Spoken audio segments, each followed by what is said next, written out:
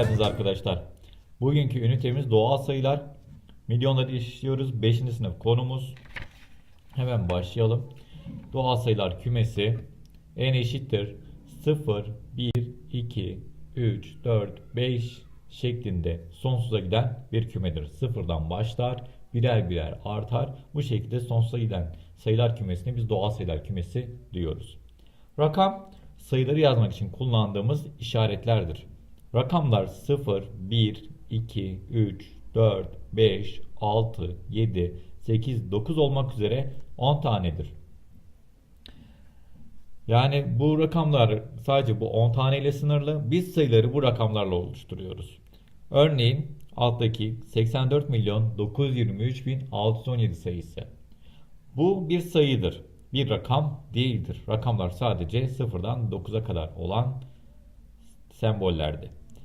Bu sayımızda 8 rakamı, 4 rakamı, 9 rakamı, 2 rakamı, 3 rakamı, 6 rakamı, 1 rakamı ve 7 rakamı oluşmuştur. Bu rakamlar yan yana gelerek 84 milyon 923 bin 617 sayısını oluşturmakta. Bölük nedir? Bir doğal sayıdaki basamaklar sağdan sola doğru üçerli gruplara ayrılır. Bu grupların her birine bölük denir. Mesela burası şöyle üçerli ayırdık. Sonra tekrar üç ayırdık. En son 2 tane kaldı. Bir tane de olsaydı üçerli ayıracaktık. Yani en son olan bölüğümüz 1 de olabilir, 2 de olabilir, 3 de olabilir. Önemli değil. En baştan başlayıp üçerli gruplandırıyoruz. Son kısmı bizi ilgilendirmiyor. Bunlara bölük diyoruz. Bölüklerin ne anlama geldiğini İleride yine göreceğiz. Ben burada tekrar söyleyeyim. Bu birler bölüğü, binler bölüğü, milyonlar bölüğü diye geçmekte. Bu şekilde gruplandırıp böyle okuyoruz sayıları. Basamak sayıları oluşturan rakamların bulunduğu yerlere denir. 7 mesela birler basamağında, 1 onlar basamağında, 6 yüzler basamağında, 3 binler, 2 10 binler, 9 yüz binler, 4 milyonlar, 8 de 10 milyonlar basamağında. Basamak değeri bir doğal sayıdaki rakamın bulunduğu basamağın aldığı değeri denir. Mesela 7 burada sadece basamak değeri 7'dir. 1'in basamak değeri 10. 6'nın basamak değeri 600. Yani bulunduğu basamağa göre isimlendiriyoruz. 2 mesela 10 binler basamağında olduğu için basamak değeri 20 bindir. 8 10 milyonlar basamağında olduğu için 80 milyon basamak değeri vardır. Buraya geçiyoruz. İkinci sayfamızda. Evet. Rakamı bölü basamağa basamak değerini gördükten sonra bunu bir örnek üzerinde açıklayalım. Şimdi bölük adını soldan başlayıp sağa doğru isimlendiriyorduk. Şöyle bir yazalım hemen. Şurası birler bölüğüydü.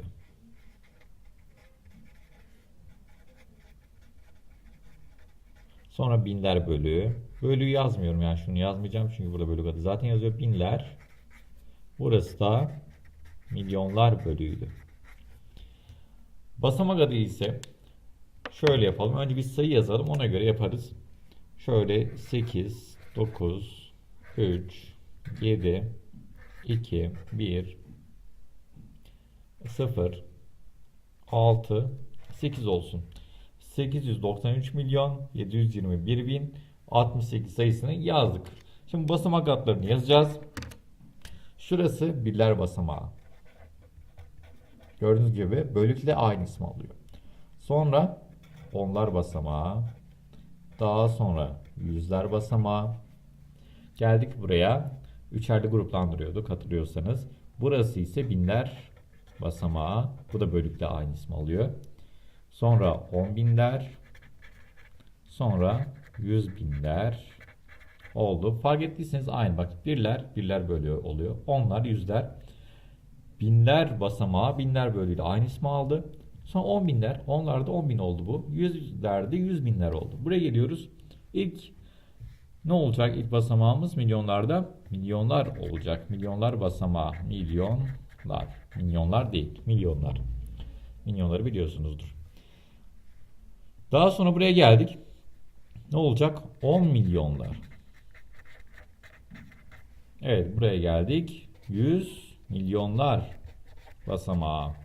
Fark ettiyseniz aynı. 1, 10, 100, 1000, 10 bin, 100 bin, milyon, 10 milyon, 100 milyon. Aynı şekilde isimlendiriyoruz.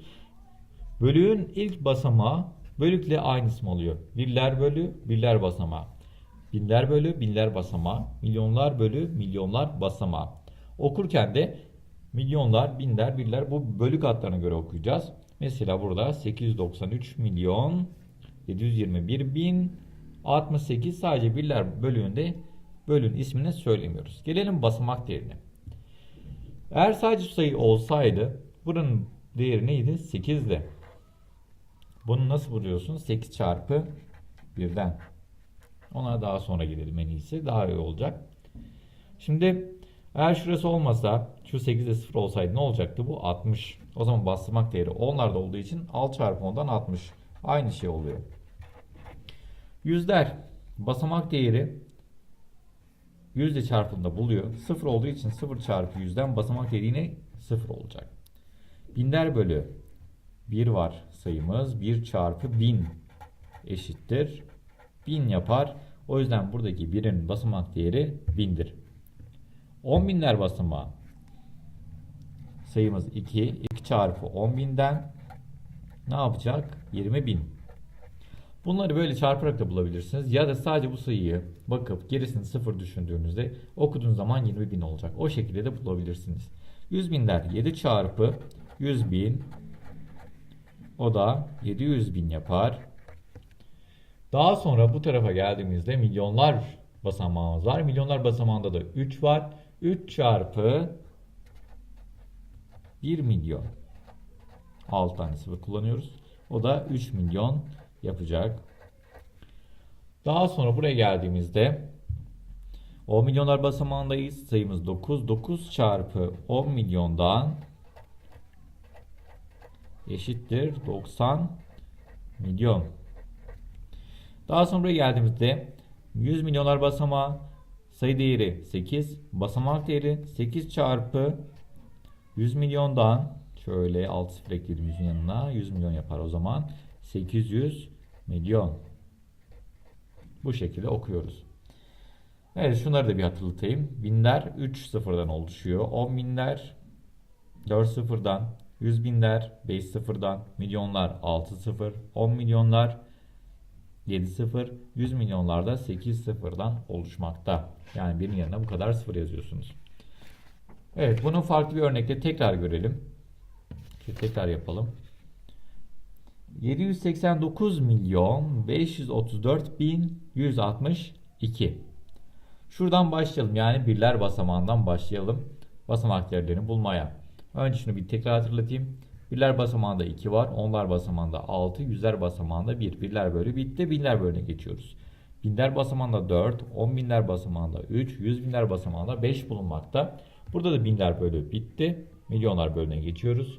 Milyonlar basamağında 9. 10 milyonlar basamağında 8. 100 milyonlar basamağında ise 7 bulunmakta. Şimdi basamak değeri. 2 birler basamağında olduğu için basamak değeri 2 çarpı 1'den 2.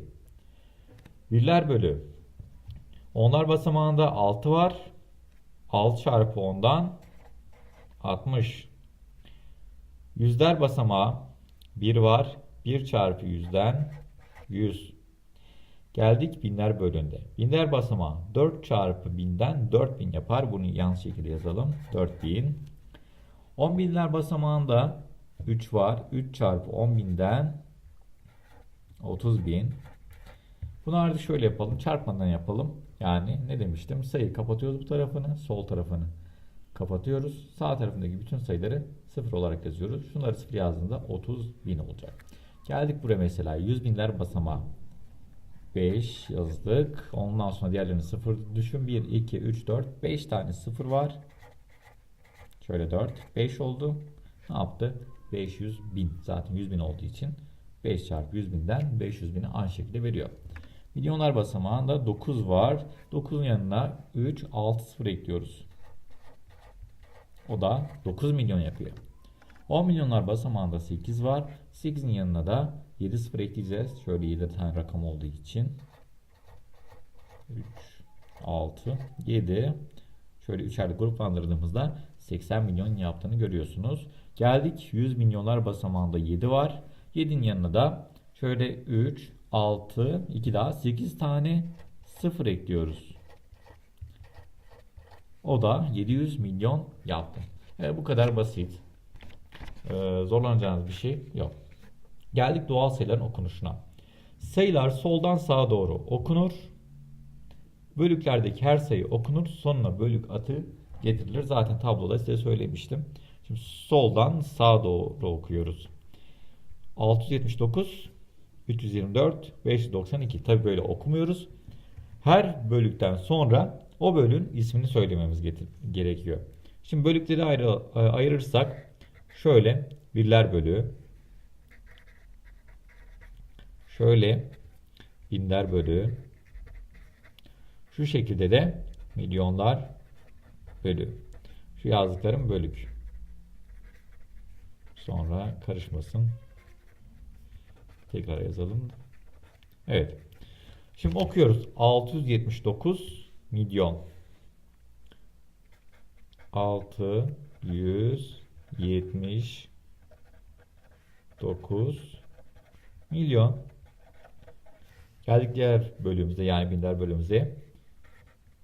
324 bin. 592. Bir demiyoruz tabii ki. Not yazdık burada zaten. Birler bölüğünün adı sayının sonuna getirilmez. Tekrar yaparsak 579 milyon 324 bin 592. Bu şekilde okunuyor. Geçelim. Aşağıda verilen sayıların okunuşlarını yazalım diye söylemişiz. Önce ne yapıyoruz? Bölüklere ayırıyoruz. Şurası birler bölüğü, binler bölüğü, milyonlar bölüğü. O yüzden 9 milyon 105 bin, şunun bölükleri dikkat edersek 643. Bir demedik burada da. 9 milyon 105 bin 643 bölük isimlerine sayı okuduktan sonra eklemişiz. Burası birler bölüğü, binler bölüğü, milyonlar bölüğü. 500, şunları görmeden okursak 546. Ama binlerde olduğu için 46 bin diyoruz. Sonra geldik buraya. 789 binler bölüydü burası. O zaman 9000 diye yazdık. Sonra geldik buraya. Sadece 2 diye okuyoruz. 002 değil 2. Birler bölüğünde olduğu için 1 yazmadık buraya. 546 bin 789 bin 2. Bu şekilde okunuyor. Evet, bu sayıya geçiyoruz. Bölükleri ayırdık. Birler bölüğü, binler bölüğü, milyonlar bölüğü. Diğer bölükleri kapatalım. 4. Sadece 4 var. Nerede? Milyonlar bölüğünde. 4 milyon. 4 milyon. Sonra binler bölüğüne bakıyoruz. Sadece 5 var. 4 milyon. 5 binler bölüğünde olduğu için 5000. Daha sonra birler bölüğüne geldik. 50 var. 50 yazıyoruz. Burada bölüğün ismini yazmıyorduk. 4 milyon 5000 50 bu şekilde okunuyor. 4 milyon 5000 50. Evet, bunu da geçiyoruz. Bu sefer okunuşları verilen sayıları rakamlar ile yazınız diyor. Şimdi bölük isimleri nerede geçiyor? Oraya bir işaretleyelim. 7 milyon 45 bin 200 diye yazılmış. 7 milyon. Milyondan, yani bölük isminden önce 7 var. O zaman sadece 7 yazdım. Sonra geldik binler bölüğüne. Binler bölümünde 45 yazıyor. 45'i yazdım fakat binler bölümü kaç rakamdan oluşması lazım? 3 rakamdan. O yüzden önüne bir tane sıfır ekledik. Sonra 200. Birler bölüğü, binler bölüğü, milyonlar bölüğü. 7 milyon 45 bin 200. Bu şekilde yazılıyor. Evet, diğer bölümümüze geçelim. 8 milyon 562 bin 703. Milyondan önce 8 var. 8. Sonra binler bölüğüne geçtik. 562. 3 tane rakamdan oluşuyor. O yüzden ön tarafa falan eklememize gerek yok. Sonra 703. 703 diyor. Değil mi? 703. Bu. Evet. Bu da bitti. 8 milyon 562 bin 703. Evet, diğer sorumuza bakarsak 203 milyon 765. Burada binler bölüğü yok. Demek ki binler bölüğü sıfırdan oluşuyor.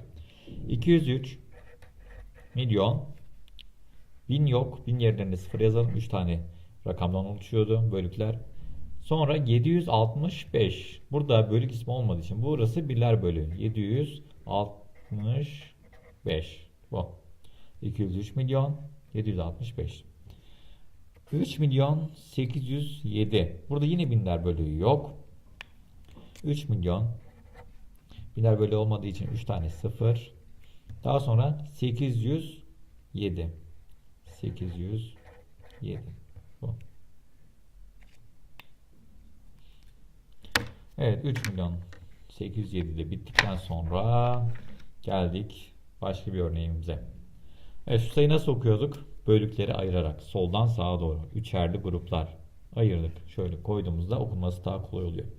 25 milyon 873 bin 419 sayısındaki rakamların basamak değerlerini ve sayı değerlerini bulalım diyor. Hadi bulalım. Nasıl bulacağız bir görelim. Şimdi burası birler basamağıydı. Onlar basamağı, yüzler basamağı, binler basamağı, 10 binler basamağı, daha sonra 100 binler basamağı, milyonlar basamağı, 10 milyonlar. Her bir tane daha olsaydı 100 milyonlar basamağı olacaktı. Sayı değeri dediğimiz bu rakamların bulunduğu basamaktaki sadece rakam değeri. Evet, sayı değerimiz 9, sayı değerimiz 1, sayı değerimiz 4, 3, sonra 10 binler basamağında 7 var. Daha sonra 100 binler basamağında 8, milyonlar basamağında 5, 10 milyonlar basamağında 2. Sayı değeri oluşan rakamlar, yani sayının oluşturduğu rakamları aynı şekilde yazıyorsunuz. Geldik basamak değerine. Basamak değeri sayının bulunduğu basamaktaki değeriyle çarpılması. Mesela birler basamağı 9 çarpı 1'den 9. Bunu göstermiştim hatırlıyorsanız. Sonra 1 onlar basamağında 1 çarpı 10'dan 10. Sonra 4 yüzler basamında, o yüzden 4 çarpı 100. 400. Daha sonra binler basamağında 3 var. 3 çarpı 1000. 3000. Bu şekilde gidiyor. Daha sonra şu şekilde 10 binler basamağına geldiğimizde ne var? 7 var. 7 çarpı 10 binden ne olacak? Şöyle 7 çarpı 10 bin diyeyim. Ne olacak? 70 bin. Evet, gördüğünüz gibi sadece şu isimlerde geçen sayılarla çarpıyorsunuz. O yüzden ben direkt yazayım. 800 milyon olacak. Hatta söylemiştim size. Soldaki rakamları görmeden diğerlerine sıfır eklediğinizde o şekilde sayı okursanız 800 milyon olacak. Bu şekilde yazalım. 800 bin. Milyon nereden geldi? Kafamız karıştı iyice. 800 bin. Sonra geldik milyonlara. 5 milyon o zaman. 5 milyonu yazdık. Daha sonra 10 milyonlar basamağına geldiğimizde 10 milyon 2 çarpı 10 milyondan 20 milyon yapar. 2 tane 10 milyon 20 milyon yapıyor. Evet, şuraya bir not almışız. Bir doğal sayının rakamlarının basamak değerlerinin toplamı, yani şunların toplamı sayının kendisine eşittir. Ben bunları düzgün bir şekilde yazıp toplarsam bana yine sayının kendisine verecek. Yani 25 milyon 873 bin 419'u verecektir. Doğal sayılarda çözümlemeye geldik. Çözümleme ne demek? Çözmek. Buradan türetilen bir kelime. Çözümleme. Elimde 7954 sayısı var. Bu sayıyı çözüyorum. Hep beraber bir çözelim. Çözdük sayımızı. Ne geldi? 700 artı 900 artı 50 artı 4. Bu sayıları topladığımızda bize yeniden 7954'ü verecek. İşte çözümlemi bu. Sayıyı basamak değerleri toplamı şeklinde yazmak. 4'ün basamak değeri 4, 5'in basamak değeri 50, 9'un basamak değeri 900, 7'nin basamak değeri de 7000. Bunları topladığım zaman bana sayının kendisini veriyor. Çözümlemede bunun tersi. Sayıyı çöz diyor sana. Evet, başka bir örnekte sayıyı çözelim şimdi. Bir doğal sayının çözümlemesi verilen doğal sayının rakamlarının basamak değerlerinin toplamı şeklinde yazılması. Az önce gösterdim size. Bir tekrardan göstereyim. Basamak değerlerinin toplamı şeklinde yazılmış. Bu kadar basit bir işlem yapacağız. Şimdi 7 nerede? Birler basamağında. Basamak değeri o zaman 7. 8 nerede? Onlar basamağında. Basamak değeri 80. 6 nerede? Basamak değeri ona göre yazılacak. 6 yüzler basamağında olduğu için 600. 5 nerede? Binler basamağında. Birler, onlar, yüzler, binler. O yüzden 5000. Sonra 3 nerede? 1000. 10.000 oldu. 30.000. 10 binler basamında olduğu için 30.000 diye yazdık. Bunları toplarsanız yine bize bunu verecek. Toplayalım. 7, 8, 6, 5, 3 sayının kendisini verdiğini gördünüz. Şimdi çözümleme bu değil. Çözümleme ne dedik? Sayının rakamlarının basamak değerinin toplamı şeklinde yazılması. En büyüğümüz 30.000 mi? 30.000 artı 5.000 artı 600 artı 80 artı 7. Çözümleme bu işte. Sayının basamak değerlerinin toplamı şeklinde yazılmasına biz çözümleme diyoruz. Evet, başka bir örnekte bakalım. Doğal sayısının çözümlenmesini yapalım diye söylüyor. Birler basamağı 8. Onlar basamağı 7. Daha sonra yüzler basamağı 3 olduğundan 300. Binler basamağı 0. 0 çarpı 1000'den yine 0 olacak. 10 binler basamağı 5. O yüzden 5000 olacak. Şimdi bunları toplamda yine sayının kendisini veriyor. Orayı yapalım yine de. Görün. 8, 7, 3, 5. 5378 sayısı oldu. Bir hata yaptık fark ettiyseniz. 5 neredeydi? 10 binler basamağındaydı. O yüzden buraya bir 0 eklememiz lazım. 0, 5, 50.378 oldu. Hatasız olmaz. O yüzden kusurumuza bakmayınız lütfen. 0 rakamının basamak değeri çözümlemeye alınmaz. Yani şimdi bunu çözümlenmiş şeklinde bir yazalım. 50.000 artı 0 artı 300 artı 70 artı 8. Şimdi burası 0 yaptığı için 0 toplamada bir etkisi yok. Etkisiz eleman. O yüzden 0'ı yazmıyoruz. Sadece geri kalan sayılarımızı yazıyoruz. Evet, böyle çözülmüş oluyor. Başka bir örneğimize geçtik. Şimdi bu şekilde çözümlenmesi verilen doğal sayıyı bulalım diyor. Şurası nedir? 1000. 1000 olduğu için hangi basamakta olacak? Binler basamağında. Burası 100. O yüzden burası yüzler basamağında. 9 nerede? Onlar basamağında. 5 de birler basamağında verilmiş. Yani bunu ister çarpıp toplayın, isterseniz bu basamak isimlerine göre yerleştirin. Çarp toplayalım önce. 5 çarpı 1000'den 5000, 8 çarpı 100'den 800, 9 çarpı 10'dan 90, 5 çarpı 1'den 5. Toplarsak 5895 yapıyor. Böyle de yapabilirsiniz ya da şunları kullanarak yani 100, 1000, 110, 1.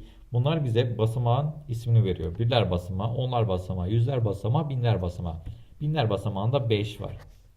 Yüzler basamağında 8, onlar basamağında 9, birler basamağında 5 var. Kontrol edelim. Birler basamağı 5, onlar basamağı 9, yüzler basamağı 8, binler basamağı da 5. Demek ki doğru. Bu şekilde yapabilirsiniz ya da çarpıp toplayabilirsiniz. Her ikisi de aynı sonucu vermekte.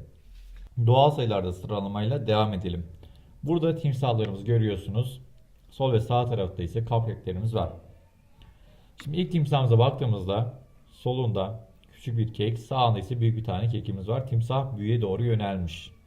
Demek ki küçükten büyüğe doğru gidiyor. Küçükten büyüğe doğru şu zaman küçük işareti. Ağzına baktığımızda küçük işareti. Buradaki timsahımız ise büyük, küçük büyüğe doğru yönelmiş. Demek ki büyük işaretimiz şu şekilde olacak.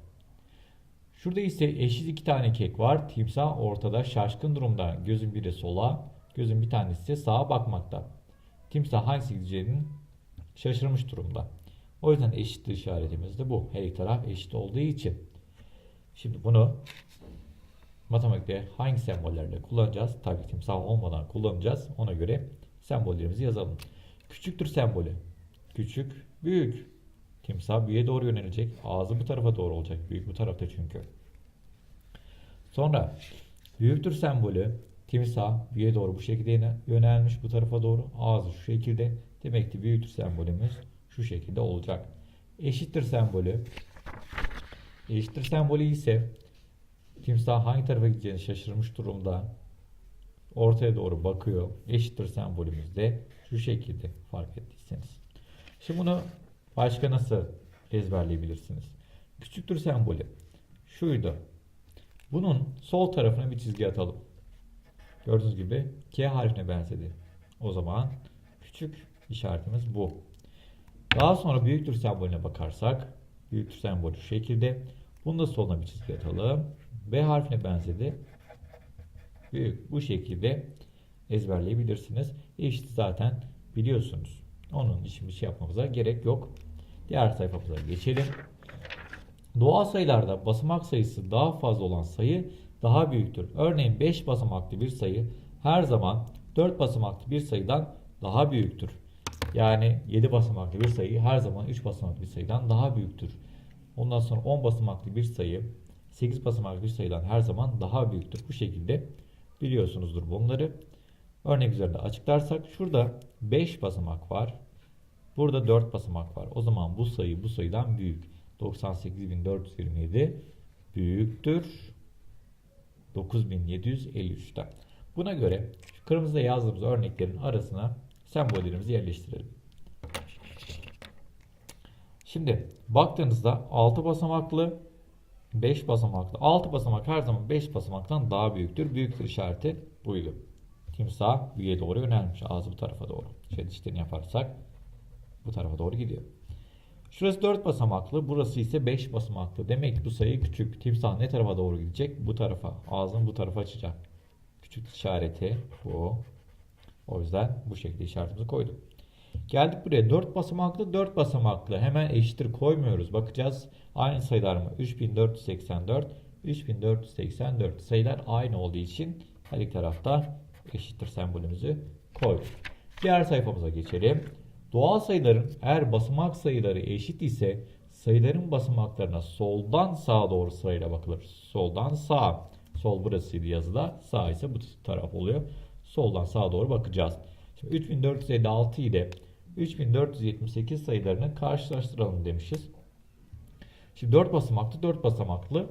Hemen eşittir koymuyorduk. Ne yapacağız? Soldan sağa doğru bakacağız. 3, 3, 4, 4. 5, 7 eşitlik burada bozuldu. 5, 7'den küçük. Demek ki bu sayı bu sayıdan küçük olacak. 3456 küçüktür. 3478'den. Timsahımız büyüye doğru yönelmiş durumda. Bu şekilde yaptık. Evet, diğer sayfamıza geçiyoruz. Açtığı boşluklara uygun küçük, eşit, büyük sembolleri yerleştiriniz diye söylemişiz. Şurada boşluklarımız var. Görüyorsunuz. Şu boşluklara sembolleri yerleştireceğiz. Şimdi bu araya sembolleri yerleştirirsek. Önce ne yapacağız?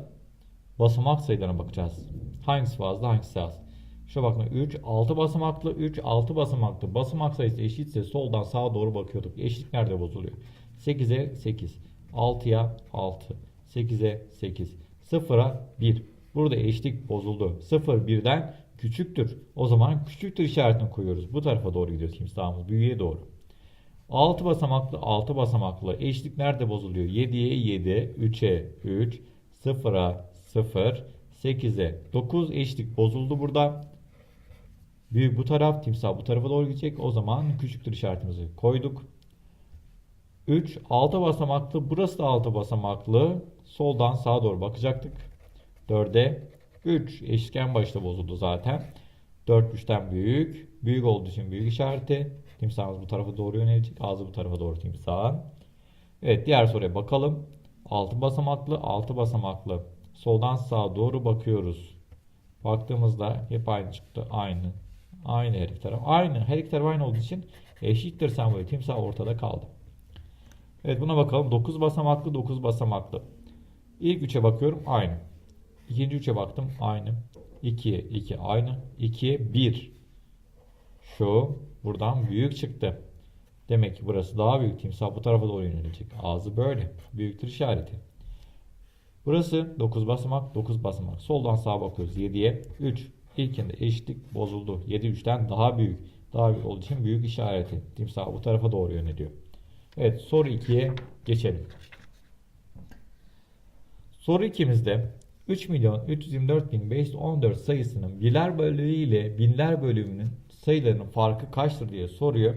Şimdi bölükteki sayıların farkı. Sayıların farkını soruyor. Basamakların farkını değil, ona dikkat edelim. Birler bölüğü. ile binler bölümündeki sayıların farkı kaçtır? Şimdi 514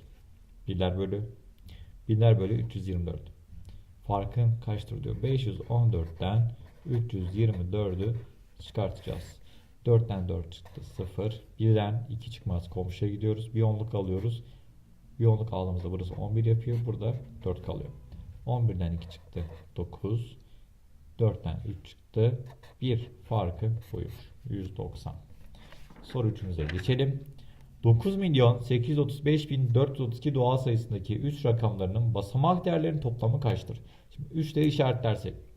Bir burada var, bir burada. Onlar basamağında, birler onlar, yüzler, binler, 10 binler basamağında. 10 binler olduğu için bu sayıyı aldık. Geri kalan yerlere 0 yazalım. 4 yerine 0, 3 yerine 0, 2 yerine 0. Biri bu, 30.000. Diğer üçümüz onlar basamağında. 3'ü yazalım ve diğer 2'ye 0 yazsak 30 yapıyor. Şu. Bu değerlerin toplamı kaçtır diye soruyordu. Topluyoruz. 0, 3, 0, 0, 3 bu şekilde buluyoruz. Bu tarz sorularda istenilen sayılar dışındaki yerlere 0 yaptığımızda yine cevabı buluyoruz. Şimdi de 3'lerin basamak değerlerinin toplamını istiyor. 3'ler aynı kalacak. Diğer yerlere 0 yazacağım. 0 yazdım, 0 yazdım, 0 yazdım, 0, 0. Ön taraftaki sıfırların önemi yok. 3, 0, 0, 3, 0. Gördüğünüz gibi aynı cevabı veriyor. Bu şekilde de yapabilirsiniz. Bir sonraki videoda görüşmek üzere. Hoşça kalın.